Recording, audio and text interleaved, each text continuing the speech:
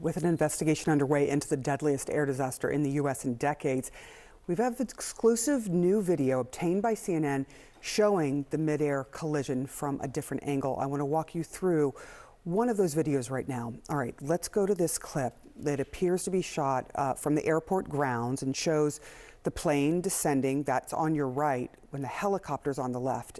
And there you see they're continuing at a low altitude and then that explosion after they collide. Now, after the explosion, both aircraft you can see falling into the icy river below. CNN aviation analyst Miles O'Brien is joining us now.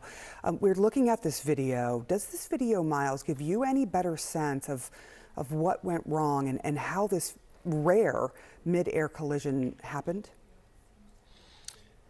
Yes, Sarah, watching it, it appears from the angle there, hard to say for sure, but it looks as if the Black Hawk helicopter was not taking evasive action at that moment.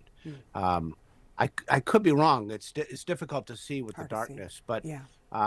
We do know that air traffic control right about just before this had warned the helicopter to be on the lookout for this traffic, the aircraft which it collided with.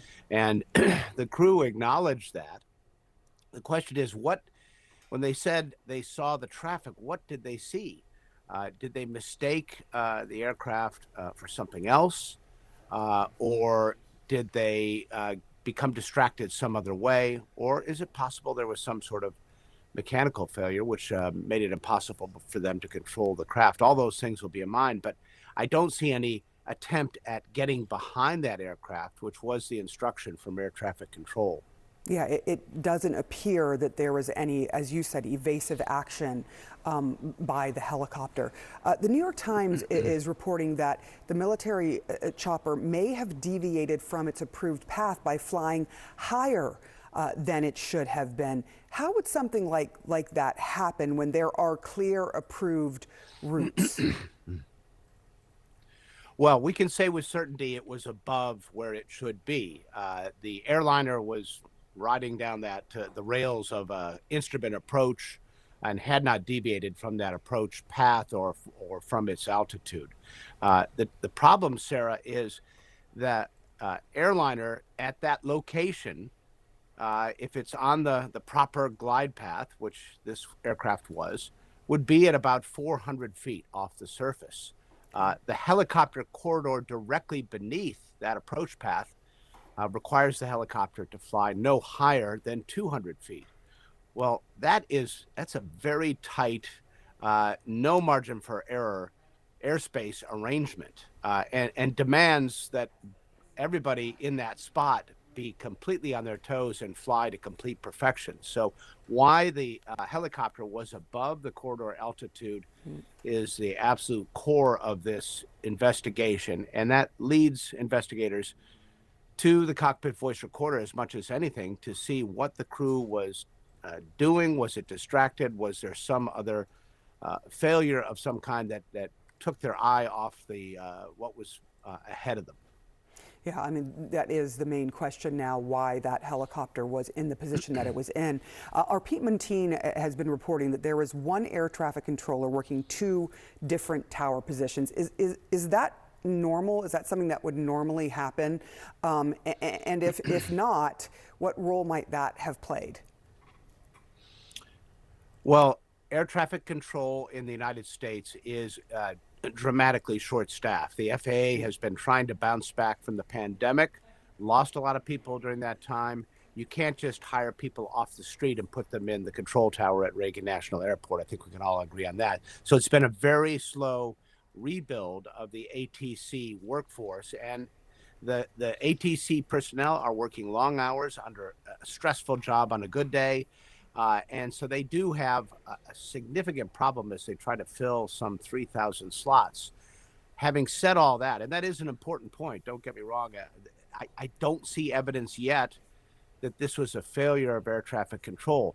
It is the responsibility of the helicopter flight crew to see and avoid traffic. Air traffic control provides advisories in this case. There's a subtle distinction there. Yeah, Miles O'Brien, thank you so much for walking us through that. Joining us now to discuss are Sean Prushnicki, who is a former accident investigator and commercial pilot, and now an aviation studies professor at Ohio State University, and Vincent Sugent, who's a former air traffic controller.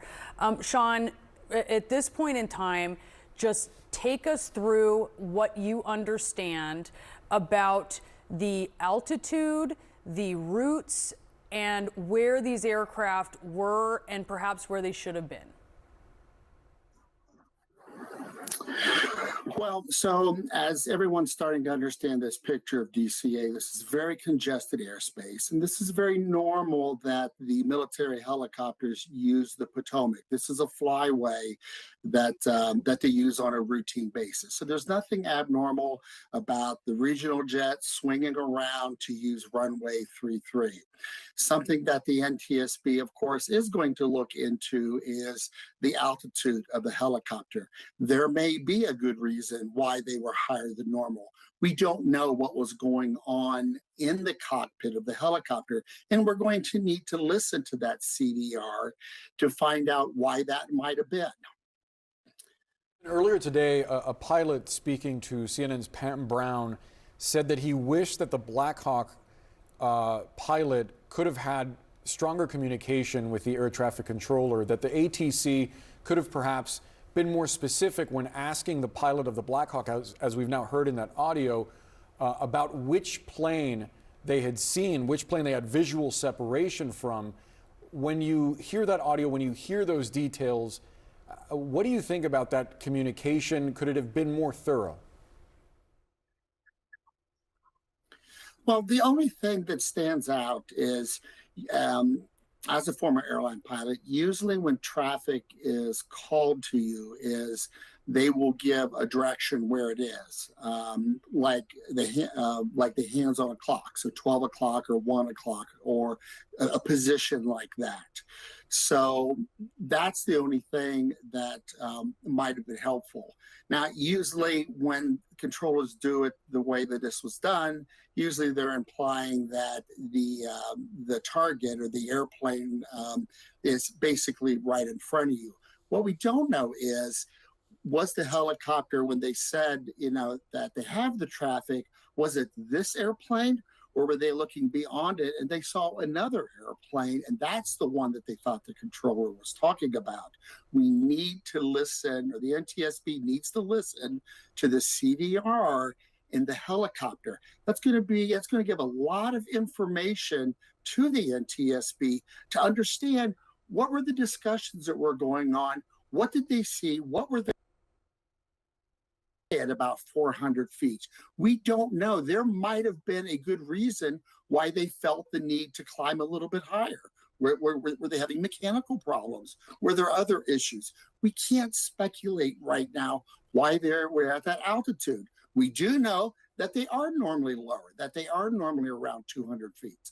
When you're looking at the different things that line up for the ball to drop through, right? This is sort of an alignment, essentially, of mistakes. That's so often how we see these things. And there's a lot we don't know at this point. It's a very complex situation. But I do wonder what questions are coming up for you as you were looking at the potential alignment of those.